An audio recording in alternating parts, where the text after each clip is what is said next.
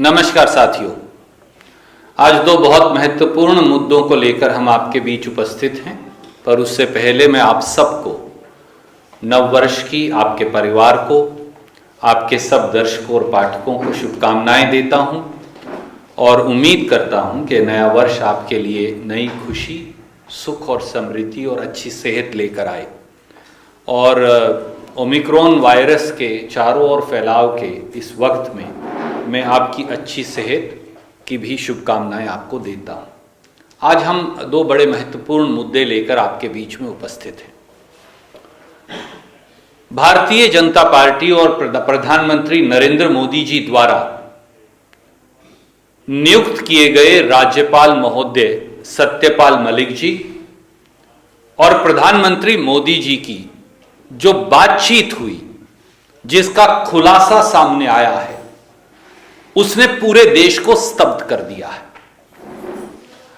प्रधानमंत्री के अहंकार का, प्रधानमंत्री की किसान विरोधी मानसिकता का, प्रधानमंत्री की किसान और अन्नदाता विरोधी सोच का, इससे बड़ा जीता जागता ज्वलंत सबूत कोई नहीं हो सकता।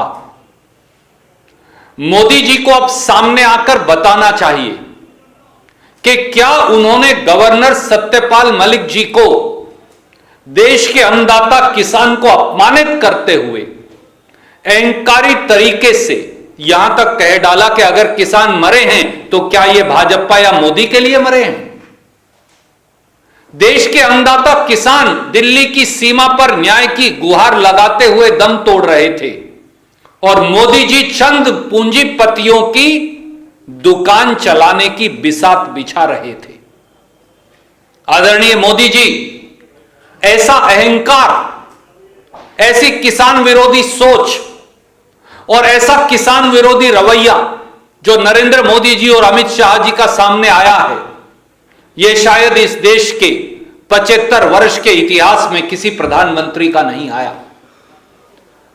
हमारी यह मांग है इस देश के 62 करोड़ अन्नदाताओं की ओर से कि प्रधानमंत्री नरेंद्र मोदी, अमित शाह दोनों सामने आकर देश के अन्नदाता किसानों से माफी मांगे बगैर शर्त और यह बताएं कि किस तारीख तक जो हमारे 700 किसान शहीद हुए उनके परिवारजनों को मुआवजा, परिवारजनों को एक सरकारी नौकरी, जो झूठे मुकदमे उत्तर प्रदेश से हरियाणा तक दर्ज हुए हैं उनकी वापसी, और एमएसपी की कमेटी का जो वादा किया था जिसका गठन भी नहीं हुआ, वो एमएसपी की कमेटी का गठन कब तक होकर कितने दिनों में वो रिपोर्ट सामने आएगी ताकि किसान को न्यूनतम समर्थन मूल्य का एक गारंटी शुदा आर्किटेक्चर मिल सके।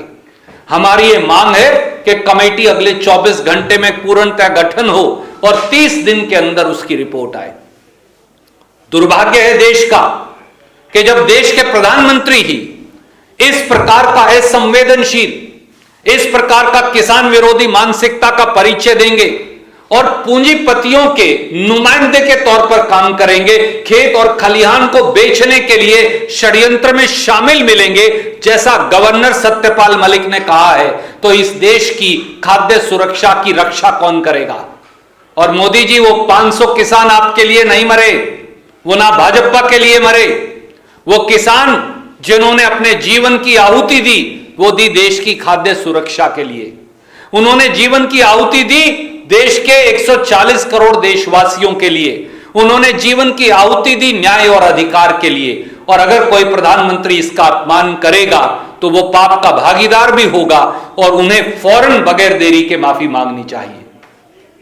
दूसरा एक और महत्वपूर्ण पहलू जिसने देश की राष्ट्रीय सुरक्षा को झकझोर कर रख दिया, एक और सामने आया। हमारा यह कहना है और मैं बड़ी जिम्मेवारी से कहता हूं कि मोदी सरकार देश की राष्ट्रीय सुरक्षा से खिलवाड़ कर रही है। मोदी सरकार देश की अखंडता से, संप्रभुता से खिलवाड़ कर रही है। मोदी सरकार एक ऐसे नेतृत्व से ग्रस्त है जो नेतृत्व कमजोर है। हां, मैं जिम्मेवारी से कहता हूं कि देश के प्रधानमंत्री नरेंद्र मोदी जी एक कमजोर प्रधानमंत्री हैं। हमने देखा किस प्रकार से नए साल में गलवान घाटी के अंदर चीन ने दुस्साहस कर दिया कि वहां पर चीन का झंडा फहराया जाएगा, वहां पर यह चीनी भाषा में लिखा जाएगा कि 1 इंच जमीन नहीं देंगे। क्या यह सही नहीं कि अगर गलवान घाटी पर कोई झंडा फहराया जाएगा और फहराया जाना चाहिए तो भारत माता का तिरंगा है और कोई नहीं। चीन ने दुस्साहस से डेप्सांग प्लेन्स में वाई जंक्शन तक कब्जा कर रखा है। चीन ने दुस्साहस से भारत की सरजमी पर गोगरा और हॉट स्प्रिंग्स में कब्जा कर रखा है। चीन ने दुस्साहस से अरुणाचल में हमारी सरजमी पर एक गांव बसा रखा है। और चीन ने यह दुस्साहस भी किया कि उन्होंने अरुणाचल प्रदेश के हमारे देश के हिस्सों के नाम बदल दिए। और अब यह दुस्साहस भी कि गलवान घाटी पर वहां पर वो चीन का झंडा फहराएंगे। देश के प्रधानमंत्री कहां गुम हैं? मोदी जी, आप मौन क्यों हैं? आप चीन का शब्द कहने से डरते क्यों हैं? चीन से घबराते क्यों हैं? चीन ने जो भारत की सरजमी पर कब्जा कर रखा है वो कब्जा कब छुड़वाएंगे और चीन को लाल आंख दिखाकर कब जवाब देंगे? चीन की आंख में आंख डालकर कब बात करेंगे? देश ये जानना चाहता है। देश को राष्ट्रीय सुरक्षा से खिलवाड़ करने वाली मोदी सरकार नहीं चाहिए। देश की संप्रभुता और टेरिटोरियल इंटीग्रिटी से कॉम्प्रोमाइज करने वाली सरकार नहीं चाहिए। ऐसी सरकार चाहिए जो भारत मां की सरजमीन से चीन के कब्जे को खदेड़ कर दिखाइए। और मोदी जी, आज देश की यह मांग है 140 करोड़ देशवासियों की कि सामने आइए, जवाब दीजिए और लाल आंख दिखाकर और आंख में आंख डालकर चीन के इस दुस्साहस का कठोर और कड़ा जवाब दीजिए और उनको भारत की सरजमी से खदेड़ कर दिखाइए। यही राष्ट्र नीति है और यही देश नीति भी है। बहुत संक्षिप्त में मैं अंग्रेजी में इन दोनों विषयों पर आपसे कहना चाहूंगा। The entire nation was stunned and shocked with the text of conversation between BJP appointed Governor Shri Satyapal Malik and Prime Minister Shri Narendra Modi on the farmers' agitation. The real face of Prime Minister Modi, the anti-farmer face of Prime Minister Modi, the insensitive face of Prime Minister Modi, the face of Bharatiya Janata Party and Modi government, which actually truly only works for crony captives' friends and to the peril and prejudice of India's 62 crore farmers and farm laborers, now stands exposed. Never in the history of this country has a Prime Minister dared to say about India's toiling farmers and farm laborers, so what? If 500 farmers have died, they have not died for Modi or BJP. Mr. Prime Minister, is this the language that the person holding the highest public office and elected by the farmers and farm laborers uses for them? Those farmers didn't die for BJP. They did not die for Prime Minister Modi. They died to protect the food security of this country. They died so that justice could be done with 62 crore farmers and farm laborers. And to dishonor their memory by none less than the Prime Minister himself is actually most regrettable and condemnable. If Governor Satyapal Malik is lying, please sack Governor Satyapal Malik today and register an FIR against him. And if he is not lying, then Prime Minister Modi must come forward. Amit Shah ji must come forward and apologize to India's toiling farmers and farm laborers. Otherwise, they will never pardon you. Neither will the 700 farmers, neither will their soul who have sacrificed themselves, nor will the 62 crore farmers will pardon you.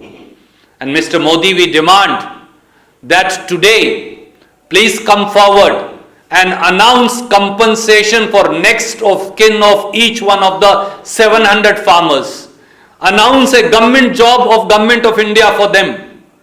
Also, announce withdrawal of every single criminal case registered falsely from Uttar Pradesh to Haryana, and announce constitution of the committee to decide on the compulsory MSP architecture, and ensure that the committee is constituted not only within 24 hours, but it delivers a report within next 30 days, so that farmers of India know what is the possibility or what is the way forward about grant of minimum support price for their produce to them. This is least that is expected of the Prime Minister. You can no longer remain quiet, Mr. Prime Minister. You can no longer remain mum. Otherwise, it would be proven that Prime Minister of India, Shri Narendra Modi and his government only works for handful of crony capitalists and actually is arrogant and insensitive and intemperate vis-a-vis the demands of the toiling farmers and farm laborers of this country, and they will then not pardon you.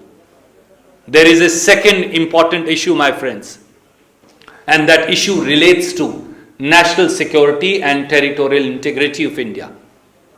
With a sense of responsibility, I must say today, Modi government has compromised national security. With a sense of pain, I must say that Modi government has compromised India's territorial integrity.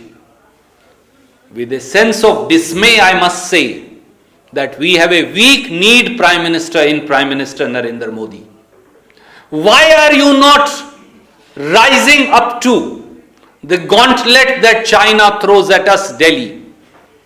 Mr. Prime Minister, the entire country and the world saw as to how the Chinese unfurled the Chinese flag in Galwan Valley and wrote in Chinese language that they will not give an inch of land back.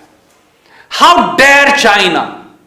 How dare China raise the Chinese flag over Galwan Valley where only the Indian tricolor can be flown, unfurled, proudly? How dare China continue to occupy Indian territory in Depsang Plains up to Y Junction and our Prime Minister remains mum? How dare China continue to illegally occupy Indian territory in Gogra Hot Springs and our government doesn't utter a word? How dare China occupy and set up a village in our territory in Arunachal Pradesh and we remain quiet about it? How dare China dare to rename 26, 27 places in the state of Arunachal Pradesh, which is an integral part of our motherland India? And why is Prime Minister mum? Why is Prime Minister quiet and silent? Why is Defence Minister not uttering a word? It is the bounden duty of our government and Prime Minister Shri Narendra Modi to ensure that Chinese transgression into India's territory is defeated decisively. To use your own words, Mr. Prime Minister, please show red eyes to China. Please look into their eyes and ensure that the Chinese transgression are decisively defeated. The constitutional duty, the moral duty, the legal duty, the ethical duty is upon you. So do not be scared. Please show to the world that India can not only defend itself, we can throw out those who dare to occupy our territory. That is Rajgharma. Any questions, you are welcome to ask.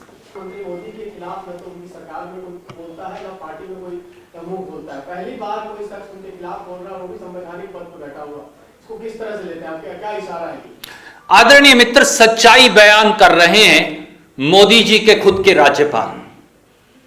जैसा मैंने कहा, राज्यपाल सत्यपाल मलिक जी अगर ये सामने आकर कह रहे हैं कि मोदी अहंकारी हैं, मोदी जी ने ये कहा कि 500 किसान मरे तो मरे क्या, वो बीजेपी या मोदी के लिए मरे हैं।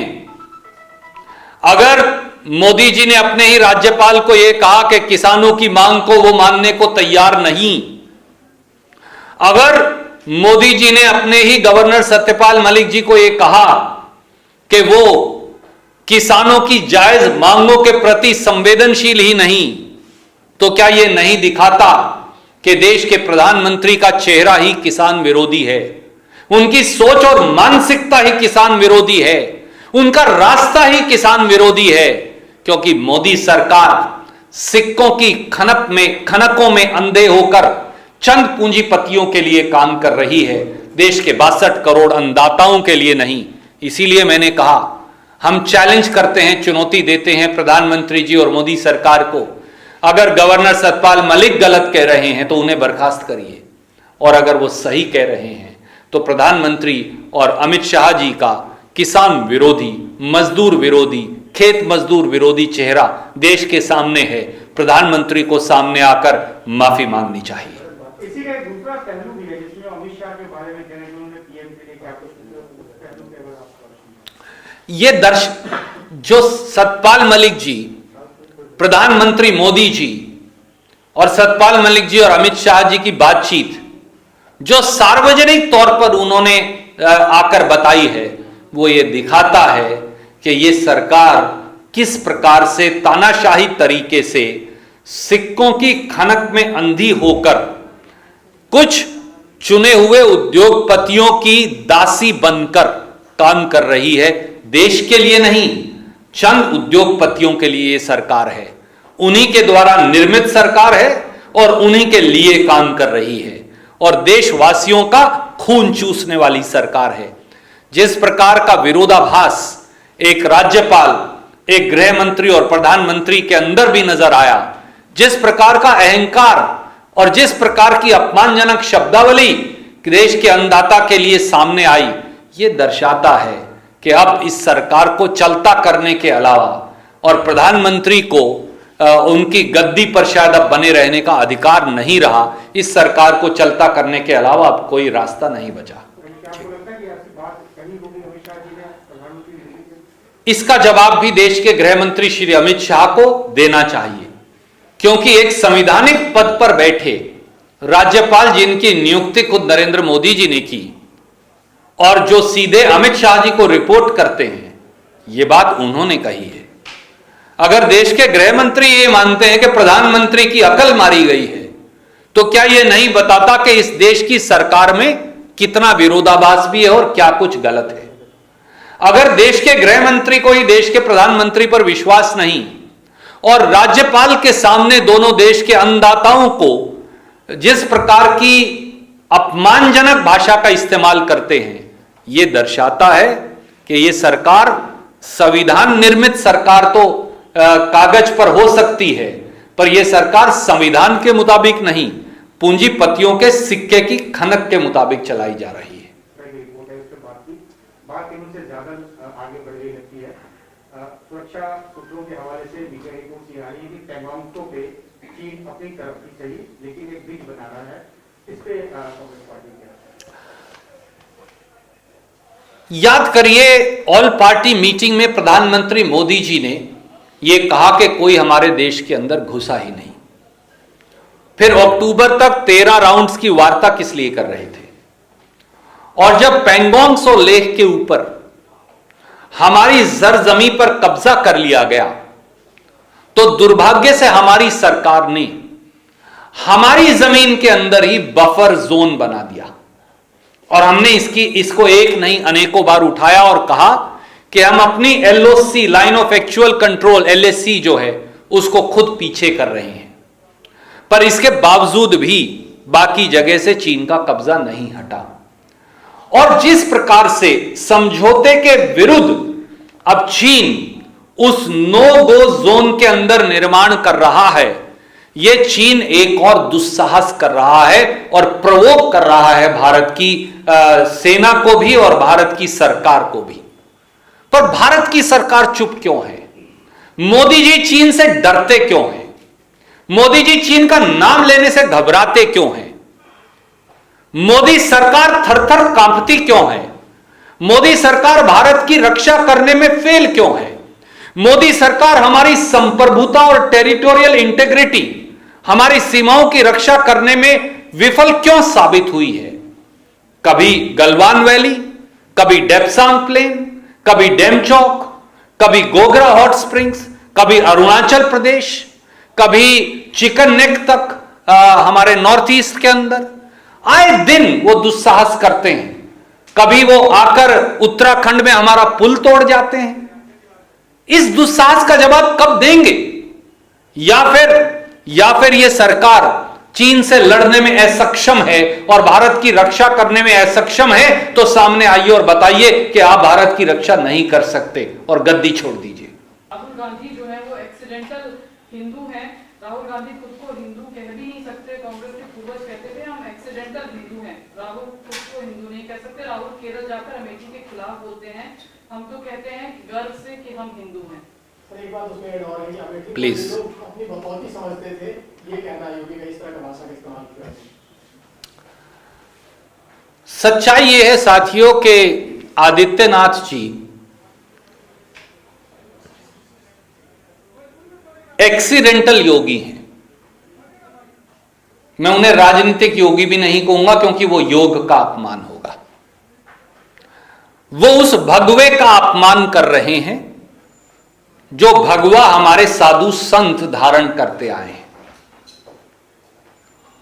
केसरिया रंग जो पहला रंग है हमारे देश के झंडे का, उत्तर प्रदेश के प्रधानमंत्री उसका भी अपमान कर रहे हैं। एक कहावत है पुरानी उत्तरी भारत की कि जब कुछ नहीं आए, उसका सारांश यह है कि जब कुछ ना आए तो उल जलूल बातें करके लोगों का ध्यान भटकाओ। आदित्यनाथ ये नहीं बताएंगे कि उन्होंने 5 वर्षों में उत्तर प्रदेश में किया क्या, क्योंकि उत्तर प्रदेश तो सबसे बड़ा अपराध प्रदेश उन्होंने बना दिया।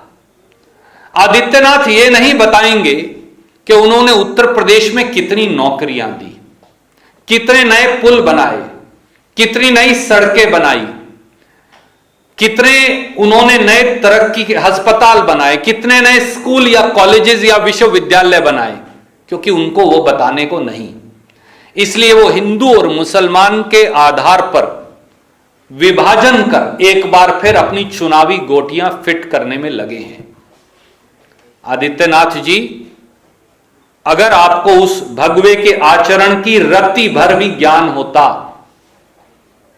तो आप ये बता सकते और समझ सकते और आत्मसात कर पाते कि हिंदू वो है जो प्रेम का आचरण करता है, हिंदू वो है जो सहनशीलता है, हिंदू अपनत्व है, हिंदू अपनापन है, हिंदू भाईचारा है, हिंदू सदाचार है। इसीलिए हिंदू धर्म सनातन है। हिंदू धर्म तो वो है जो दूसरे धर्मों का भी आदर करता है। हिंदू धर्म नफरत नहीं फैलाता। वो आदित्यनाथ जी का आचरण तो हो सकता है, पर यह कहकर ना भगवे का अपमान करिए, ना इस देश की गंगा जमनी तहजीब का।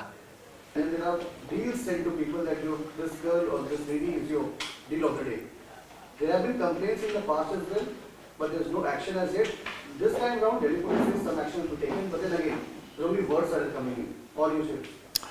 BJP government has abdicated its constitutional and legal responsibility in acting against those lumpen elements and criminals who are trying to tarnish the modesty of women.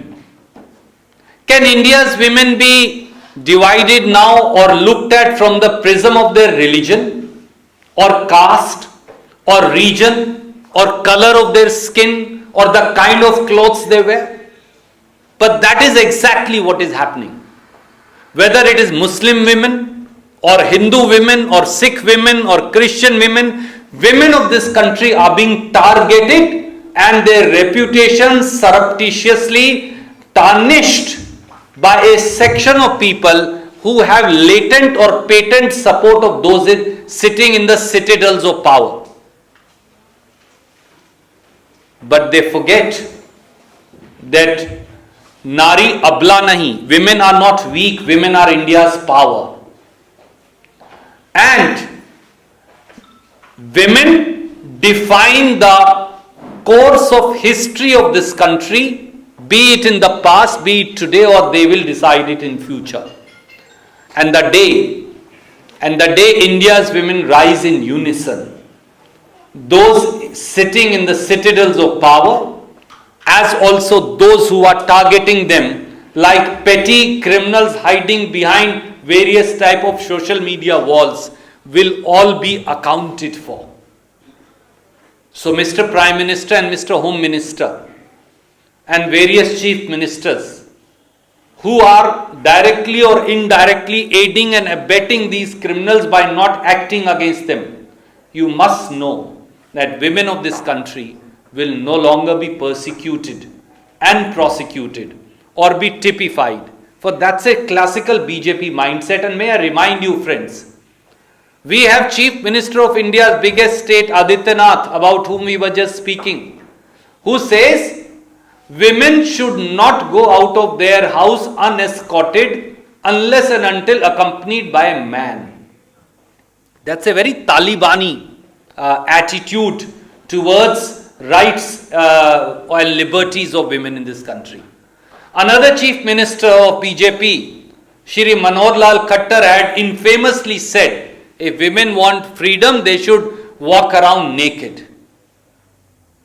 So does he mean the same thing for men also? That's the mindset that the BJP typifies and classically depicts. That mindset has percolated down into systematic and designed violence against women. Today it is a couple of Muslim women, including some journalist friends.